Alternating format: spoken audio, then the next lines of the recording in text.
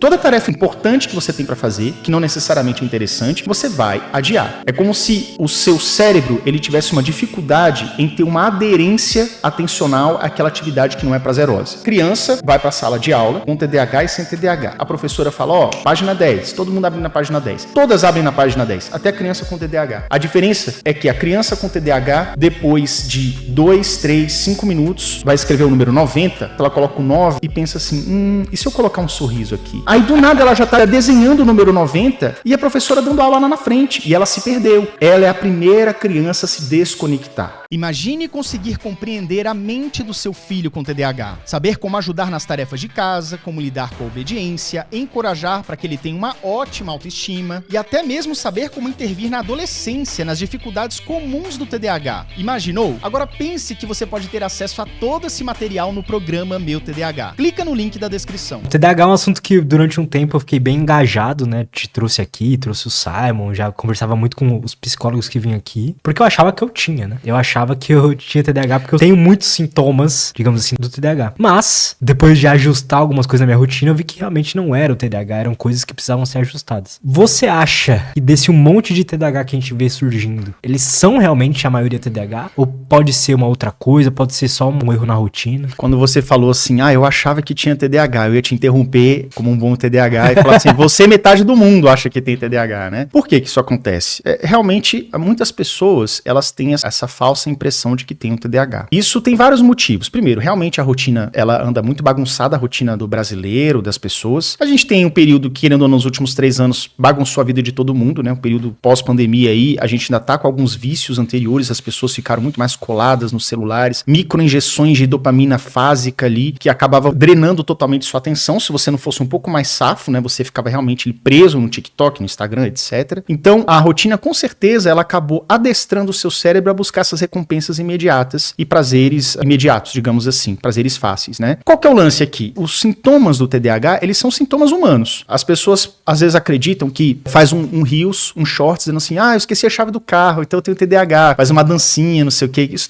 tá demais, isso daí, entendeu? Eu sei. E não é isso, é muito além de que você perdeu uma chave do carro, alguma coisa nesse sentido. Mas quando você tem alguns sintomas do tipo assim, a minha atenção sustentada, ela não tá mais tão poderosa como ela era antes. Eu tô com um pouco mais de ansiedade. A ansiedade naturalmente não permite com que você consiga relaxar no momento de estudo de 2 horas ou mais. Que é aquele flow que você consegue quando você tá de bem com a sua saúde, de bem com a sua alimentação, de bem com a sua rotina, etc. Então muitas pessoas sim, adquiriram alguns traços que são comuns no TDAH de forma crônica, uma forma um pouco mais acentuada. Os principais sintomas do TDAH: dificuldade com a atenção sustentada, dificuldade com impulsividade, dificuldade com organizar as suas tarefas, sequenciar e executar. Só que isso todo mundo tem em um determinado nível. Acontece que no TDAH você tem isso o tempo inteiro, em todos os ambientes, de uma maneira crônica, de uma maneira muito intensa. Em todas as fases da vida também? Em todas as fases da vida. Ao longo dos anos, isso pode melhorar. Geralmente, a criança que tem o traço combinado, que é o traço da hiperatividade com desatenção, a desatenção ela tende a diminuir ao longo dos anos, né? É um dos traços que tende a reduzir. Mas os sintomas com relação à dificuldade com a atenção sustentada, com engajamento, com tirar a coisa do plano das ideias, entrar em ação, ou seja, você fica como um procrastinador crônico, isso aí tende a ir até o final da vida. Inclusive, eu sou uma pessoa que tem uma procrastinação crônica, controlada,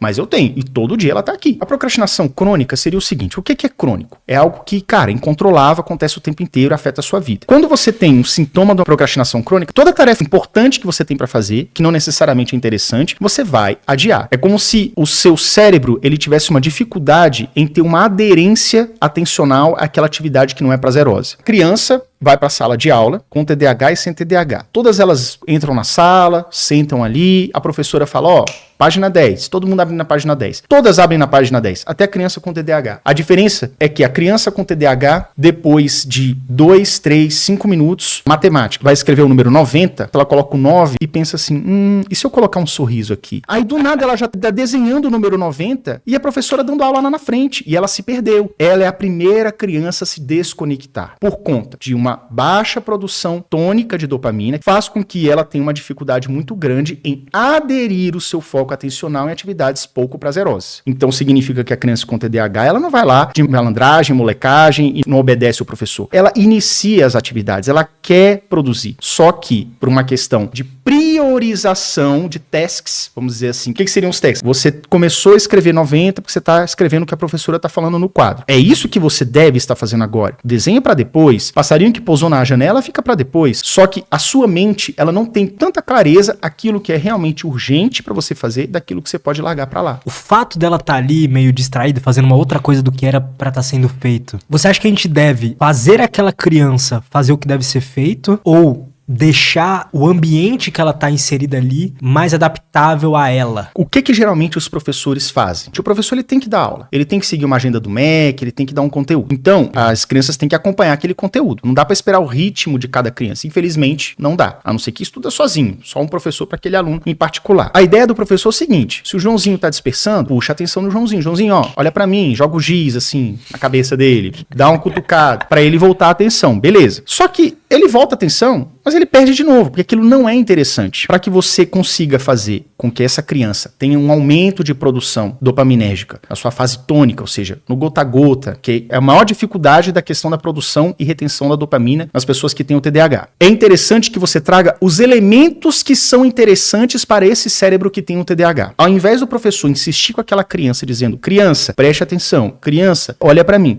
criança, copia do quadro. Seria interessante o professor chegar na sala de aula e falar assim: aê galera, vamos fazer aqui um jogo, uma gincana, eu vou passar aqui o primeiro quadro, a primeira criança que terminar vai ganhar aqui um sonho de valsa, hein? Valendo, 1, 2, 3 e vai, vambora, começou. Tipo, fazer uma festa, cara, pra criança copiar, pra criança prestar atenção, pra ela ficar mais interessada, com interação, gamificando a vida da pessoa. Por quê? Porque geralmente os games, todo mundo gosta de jogar videogame, só que a retenção, a aderência atencional da pessoa que tem TDAH, ela é muito próxima da normalidade com atividades que sejam estimulantes, como por exemplo, jogar um videogame. Então assim, ao invés de você forçar uma criança que tem pouca produção de dopamina a fazer uma atividade que é pouco prazerosa, que ela tem essa dificuldade de retenção, de aderência da atenção, seria muito mais inteligente que o tutor, o professor que está ali, ele mudasse a forma de explicar. Óbvio que isso é um cenário totalmente utópico, assim. Às vezes o professor não tem como fazer, não tem condições de fazer isso. Mas o fato de você chamar a atenção, gamificar, fazer de uma forma diferente, às vezes um pouco menos conteudista, passa um vídeo, se você botar um projetor, se você trouxer um experimento prático. É como se pro TDAH, pra ele se engajar numa atividade, ele precisaria que ela fosse um pouco mais estimulante do que o normal. Exato. Não dá pra ser só uma página com um monte de texto e um lápis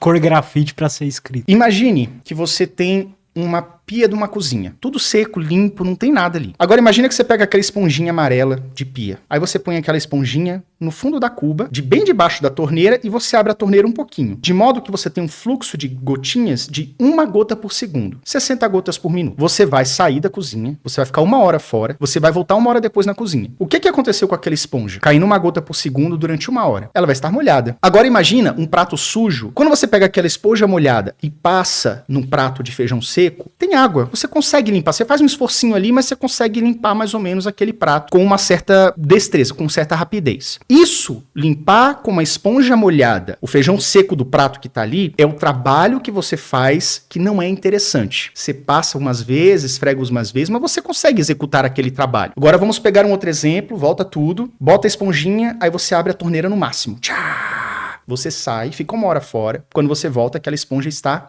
encharcada. Você pega aquela esponja encharcada, pega um outro prato exatamente sujo, igualzinho ao outro, e o que acontece? Com a esponja encharcada, pô, em 3 passadas você já limpou aquele prato. Ou seja, isso é você fazer uma atividade que você gosta. A esponja está mais molhada, você rapidamente consegue fazer com o pé nas costas. Você limpa aquele prato. O que eu disse aqui pra vocês é a diferença entre você executar uma mesma tarefa, interessante ou não, numa pessoa neurotípica. Neurotípica é a pessoa comum, padrão. Não sei falar de TDAH. A primeira atividade, que é com um pouquinho de água, você consegue fazer, demora um pouco, é chato, é moroso, mas você faz. Isso é você fazer um trabalho desinteressante. O segundo exemplo, com a esponja encharcada, você faz mais rápido, que é fazer o trabalho interessante. Essa água seria a quantidade de dopamina que nós temos no cérebro. Na região do córtex pré-frontal, enfim, eu vou falar no cérebro de modo geral. Qual que é a diferença aqui? Quando você tem uma pessoa com TDAH, o que muda? Pega aquele primeiro exemplo e na hora de você botar a torneira bem fraquinha, ao invés de cair 1 gota por segundo, vai cair 1 gota por minuto. Aí você sai da cozinha, quando você volta, como como caiu uma gota por minuto, aquela esponja está seca, praticamente. Você vai tentar limpar com uma esponja seca, não vai sair, cara, aquele feijão. Então assim, você vai ter um trabalho colossal, monumental para arranhando o prato para conseguir limpar aquele prato. Isso é a atividade que a pessoa com TDAH faz que não é prazerosa. Ela tem uma esponja seca, tem poucos atributos ali para entrar em ação, para se engajar, para aderir, para permanecer naquela atividade pouco prazerosa. E aí o que acontece? No outro exemplo, com uma pessoa com TDAH, na hora que a atividade ela é prazerosa para você, você abre a torneira praticamente da mesma quantidade, um pouquinho menos, mas é praticamente quase no máximo ali. O que acontece no TDAH? É um 880. A pessoa que é neurotípica, todo mundo vai procrastinar na hora de fazer uma atividade pouco interessante. Não tem como você fugir disso. Só que a procrastinação TDAH, cara, é do tipo assim, eu tenho que entregar o relatório amanhã cedo, já deu, sei lá, 11 horas da noite, eu nem comecei a fazer, eu me programei, eu acordei 9 horas pra fazer esse negócio, fiquei enrolando o dia inteiro, fiz um parágrafo durante o dia inteiro, no final do dia dá aquele sufoco, aquele desespero do deadline, você começa a fazer o relatório mesmo, que são várias páginas, tipo 11 da noite, dá 2, 3 da manhã, você já tá exausto e você já tá pensando na desculpa que você vai dar amanhã 7 da manhã pro teu chefe. Porque você ficou enrolando, sofrendo o dia inteiro, cara. Isso é foda. E fugindo o dia inteiro daquilo ali. Porque você tá esfregando um prato com a esponja seca, cara. É difícil, é penoso, é trabalhoso. Você começa a ler o artigo do PDF, você desvia pro YouTube, cara. Ou então você levanta e vai pegar uma água pela 10ª vez. Então, assim, essa fuga da atividade, aí por vários motivos. Não é só porque a atividade é chata. Todo mundo tem que fazer atividades chatas todos os dias. Eu tenho, você tem e tudo mais. Só que, como é muito mais trabalhoso e penoso, você tem um gasto energético muito maior, cerebral, para conseguir produzir os mesmos resultados, que é limpar o prato, o seu cérebro, não querendo gastar energia, vai falar assim, cara, você tá doido, você vai fazer essa página aí? Ah, mas o meu amigo fez em 30 minutos. Não, cara, mas a gente vai demorar umas 2, 3 horas. Não, cara, faz o seguinte, olha esse YouTube aqui, ó. Chegou um videozinho novo que o fulano que você segue mandou. Aí você começa a brigar com o seu cérebro sobre o que realmente é importante para você fazer. Abrir um vídeo do YouTube, de um youtuber que você segue, que você pode assistir amanhã, ou realmente sentar a bunda, fechar tudo para começar a fazer essa atividade.